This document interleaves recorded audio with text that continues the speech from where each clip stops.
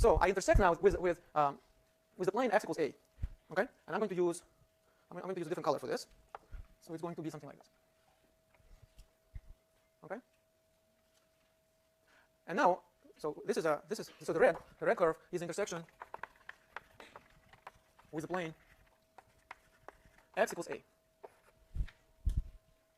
Interesting. With the intersection with the plane x equals a, which is I drew on that. So x equals a would be like this, right? So what's the tangent line to this? Well, this already looks like tangent line, but I want to erase this part so we don't get confused. The second tangent line is going to look like this, and that's the second white line which I drew on that board.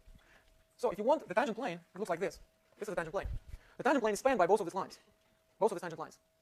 So the tangent plane is the green board, right? But I cannot put it there. So think of the graph as being a kind of as part of a sphere which is just below this plane, so that this plane just touches it, just a tangent plane to this graph. But on this tangent plane, I can clearly distinguish two lines. One of them corresponds to the intersection with y equal b plane, and the other one with x equal a plane. When I intersect with those planes, I get pictures just like this.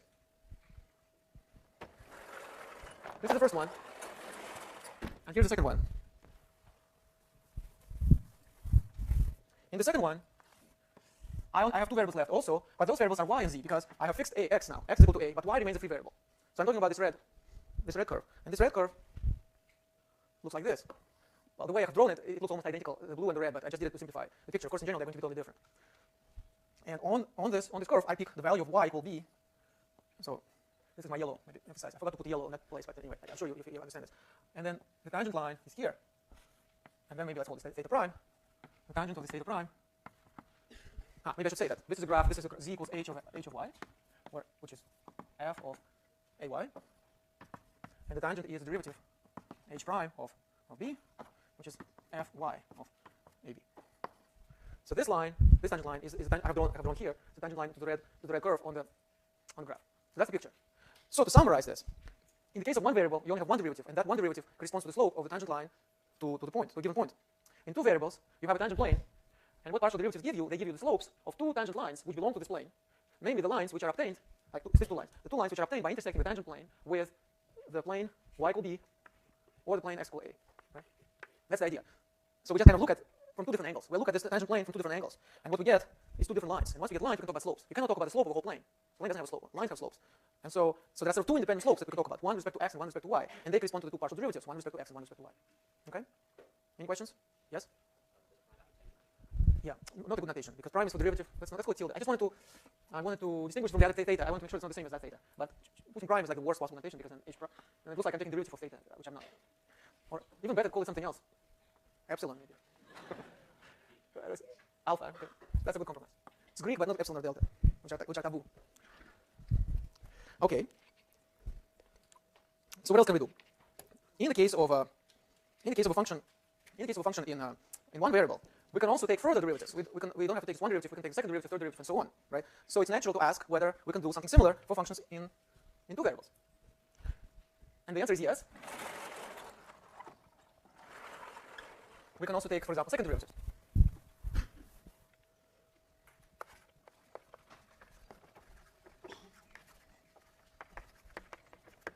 So in other words, we start with the function f of x and y, and then we can take the first derivative with respect to x, and we can take the respect to y.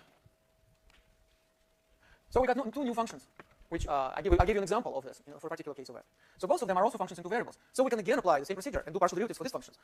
Then if we go this way, we obtain fxx of xy. What do I mean by this? I mean that I take f of f sub x, this function, and I take the derivative with respect to x one more time. That means again freezing y and then taking the derivative with respect to x. Okay. If I go this way, I get fyy of xy, which means I take fy, the derivative of x with respect to y, and then I take the derivative with y one more time. But of course, I can also do mixed derivatives. For example, here I can take this, and I can take the derivative of this with respect to y. So that I will denote of xy of xy. That means taking first this derivative with respect to x, and then with respect to y. But I can also do fyx, which is first with respect to y, and then with respect to x. And then, of course, the next question is whether I get the same answer if I apply these derivatives in two different order. The question is whether these are actually equal. And in my example,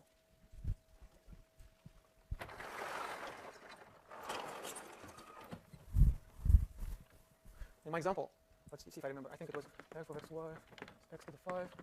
What was it? Xy cubed plus cosine x e to the y. Right. So what will be? So let me write f of xy. So then the derivative with respect to x was 5x to the 4 plus plus y cubed minus sine x e to the y. If I do one more derivative, I get 20x cubed. Now y cubed is a constant as a function of x.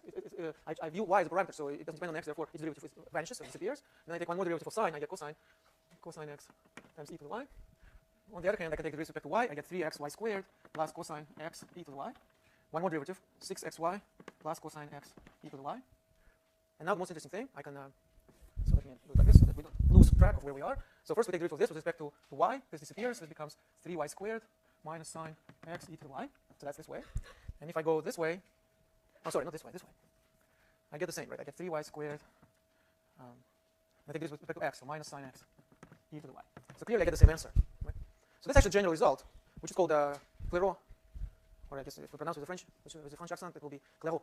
So Clairaut theorem, which says that under favorable conditions, which is essentially the condition that in a small neighborhood of a given point, you have all partial derivatives which are continuous functions up to the second order. Under these favorable conditions, the two mixed derivatives are the same. So this is in fact Clairaut's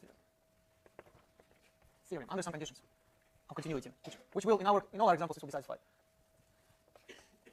So this is actually great because what it means is that if you think of a way of doing partial derivatives for function two variables as this plane, where if you go this way you differentiate with respect to x, and if you go this way you differentiate with respect to y, right? You could do that. You could continue this picture. I can go one more step, will be like fxxx, maybe here, right? Or I could go this way and it will be fxxy. Always the last one. The new one is the last one. And then if I go more, it will be, for example, xyx. But the point is that it doesn't matter in which order you take. What matters is how many times you differentiated x and how many times you differentiated y. So for instance, fyx is equal to fxy. But likewise, fxyx is the same as fxxy, the same as fyxx. Again, under favorable conditions when functions in question are continuous and differentiable. So all that matters is not the order, but the number of times you differentiate with respect to x and y. It's kind of nice. So it has the same commutative structure as the structure that you have for the variables x and y themselves. In fact, differentiation is in some sense the process which is opposite to the process of multiplication by x or y. So you have two operations of multiplication by x and y, but you also have two operations of differentiation by x and by y. And multiplication by x and y commute. Two multiplications commute, and two derivatives also commute. Which, by the way, actually begs kind of a better notation for this operation, because for now the operation is denoted by inscribing this additional subscript next to the function. But there is another notation. So I go back to this. This is our notation. But another notation is df dx, like this. Also, if you wish at ab, but it doesn't have to be.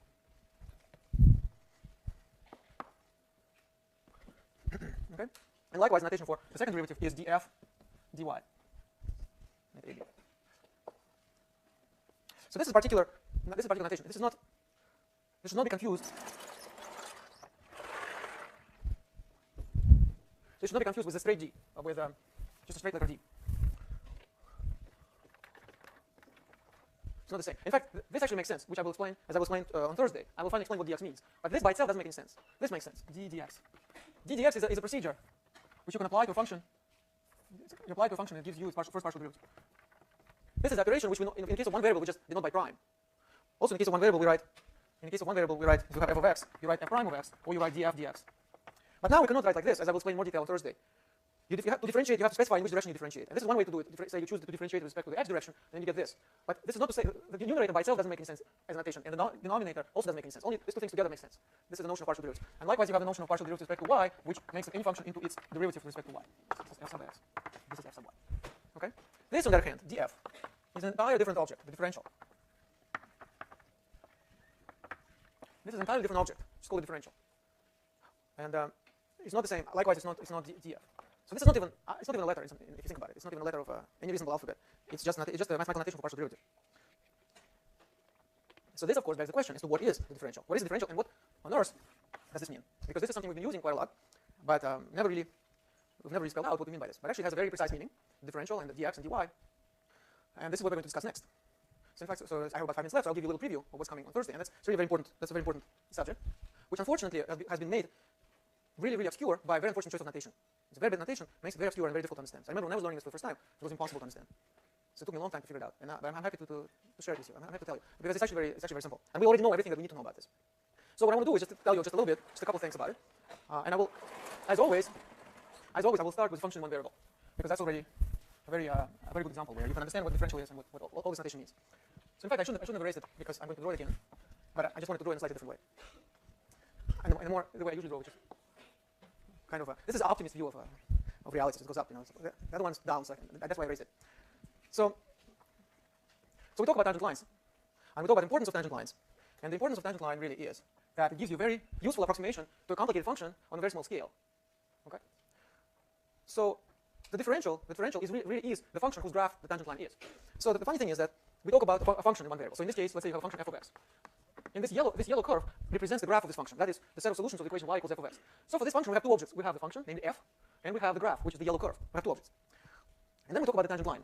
And tangent line, we can of course understand geometrically very clearly. We choose a particular point, so let's say x is 0. Right? But we never talk about the function which gives us this tangent line as a graph. Somehow we usually ignore this question. So the yellow curve is the graph of this function.